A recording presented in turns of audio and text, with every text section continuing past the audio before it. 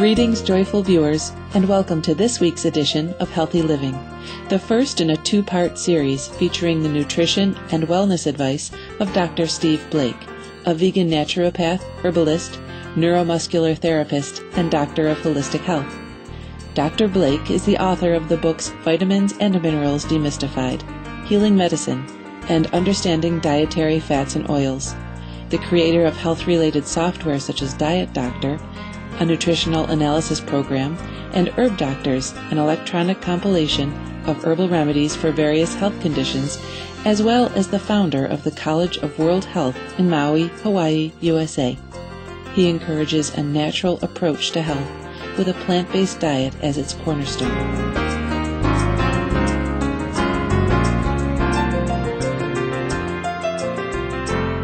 It's estimated that every cell in our body is attacked 10,000 times a day by free radicals. And you know we have 100 trillion estimated number of cells in our bodies. So that's really quite a lot.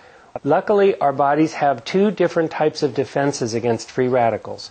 One is the vegetables and fruits that we eat are loaded with antioxidant vitamins and also with antioxidant bioflavonoids and other polyphenols inside the plants. Our other system of antioxidant protection involves our internal systems that are designed to scavenge these free radicals and to neutralize them and stop any damaging chain reactions that could happen.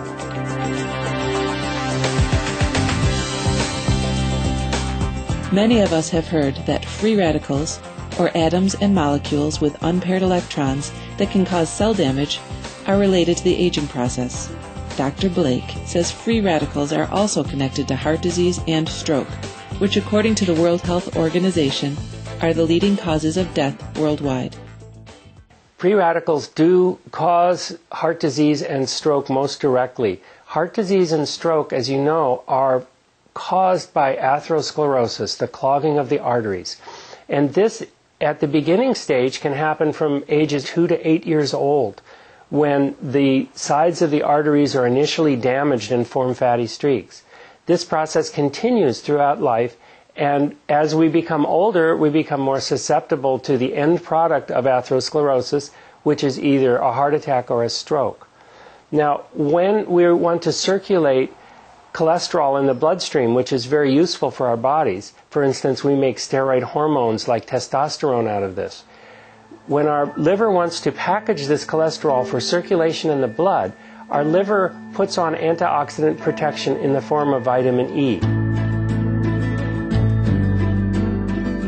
When accompanied by this antioxidant, low-density lipoprotein, or LDL cholesterol, can be beneficial to us. However, insufficient amounts of vitamins E and C in the body leads to LDLs becoming oxidized by free radicals, thus injuring us.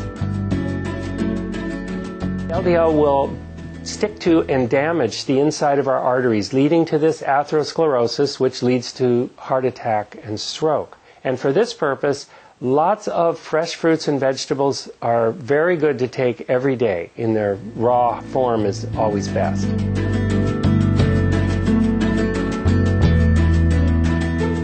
What about taking a synthetic vitamin E supplement to avoid harm from free radicals? Is this the equivalent to eating vitamin E-rich foods for protection? Synthetic vitamin E contains 8 different isomers. Isomers are similar molecules but a different shape. This isomer is not an antioxidant, but it's present in synthetic vitamin E. So let's say your liver grabs some of this and puts it on an LDL to circulate it. No protection at all. Animal products are tremendously dangerous to our health for countless reasons, with antioxidant loss being just one. Meat at a meal may replace the vegetables that we should be eating to get our antioxidants. So one of the damaging parts of meat is the reduction in antioxidants in a meal. And of course, the big problem is the saturated fats in these animal products. And the saturated fats then harden our cell membranes, make them less flexible and permeable so that we have fewer LDL receptors to get this bad cholesterol out of the bloodstream and into our cells where it belongs so that it doesn't keep circulating in the bloodstream and cause heart attacks and strokes. So one thing that's important is that we supply ourselves with enough vitamin E through nuts and seeds. 1 serving per day would be perfect. And that we supply ourselves with abundant vitamin C and also vitamin A in the form of beta-carotene. And for this purpose, lots of fresh fruits and vegetables are very good to take every day. In their raw form is always best. Our body can also make antioxidants to neutralize free radicals. We asked Dr. Blake to speak about how this process works. Our bodies need to neutralize the free radicals that are formed in normal production. For instance, when we make energy, there's something called the electron transport chain. That's a pretty fancy name, isn't it? And in this electron transport chain, sometimes we have free radicals formed. These are powerful superoxide free radicals. And our bodies wisely have developed an enzyme, a very powerful enzyme, called superoxide dismutase. And this breaks up and neutralizes the superoxide into a less toxic compound that can be further neutralized. Now, there are 3 forms of SOD in the body. Superoxide dismutase is abbreviated SOD. The form that protects our mitochondria, the little energy factories in our bodies, this form needs the mineral manganese in order to function. And I was interested when I analyzed diets to find that some diets, such as some of the Atkins diets, can be low in manganese.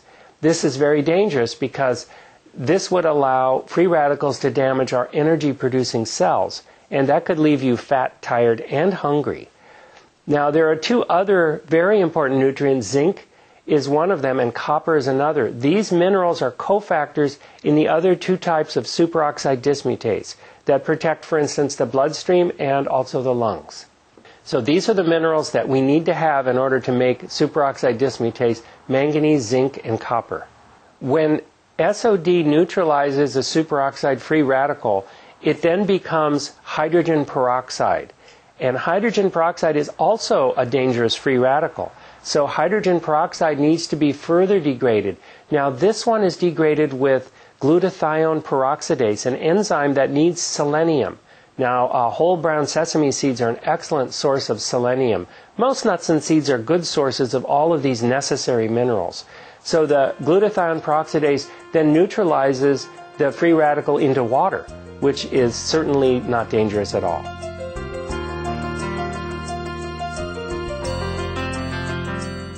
Diet Doctor is a computer program which allows one to input all foods consumed during the course of the day and then receive an instant analysis of nutritional intake, including antioxidant levels.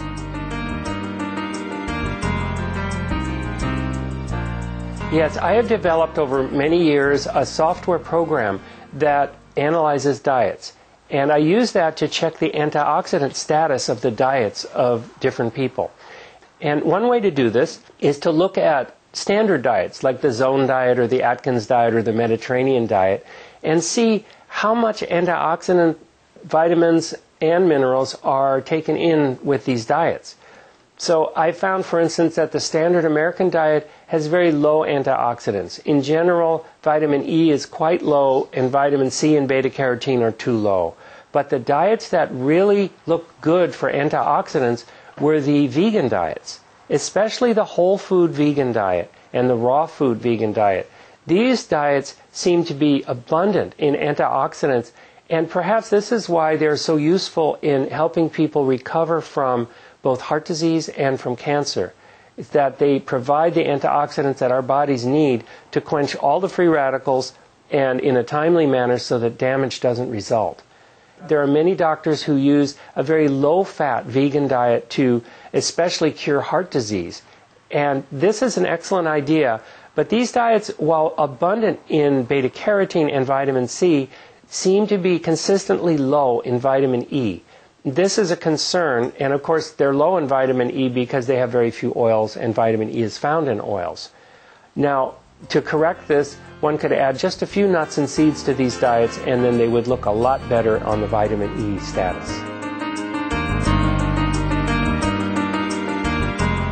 For those intrigued by the antioxidant-rich raw vegan diet and wish to try it, Dr. Blake has some useful tips on selecting the most nourishing foods.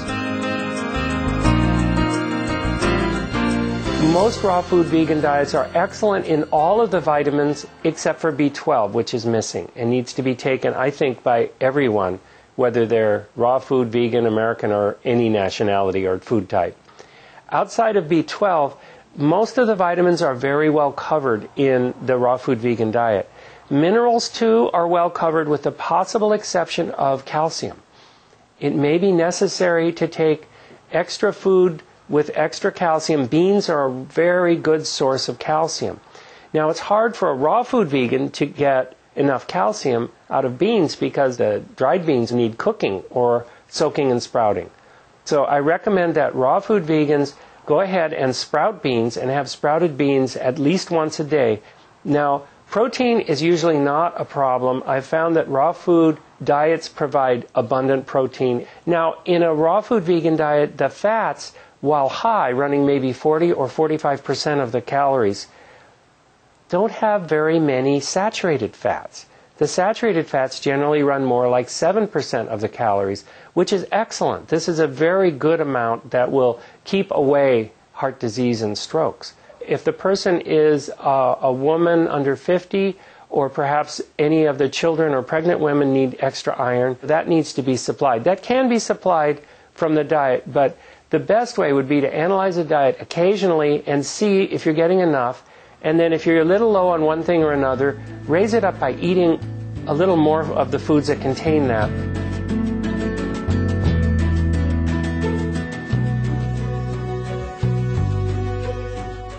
Dr. Blake, we are heartened that you are introducing so many people to the vegan lifestyle, which is truly a path to happiness and well-being. Your sound nutritional guidance is also sincerely appreciated. For more details on Dr. Steve Blake, please visit www.naturalhealthwizards.com. Books and software by Dr. Blake are available at the same website. Please join us next Monday on Healthy Living for the conclusion of our two-part series, where we'll learn about the fantastic healing properties of herbs from Dr. Blake. Thank you, trusted viewers, for your company today on our program. Coming up next is Science and Spirituality after Noteworthy News. May heaven bless all with everlasting vibrancy and vitality.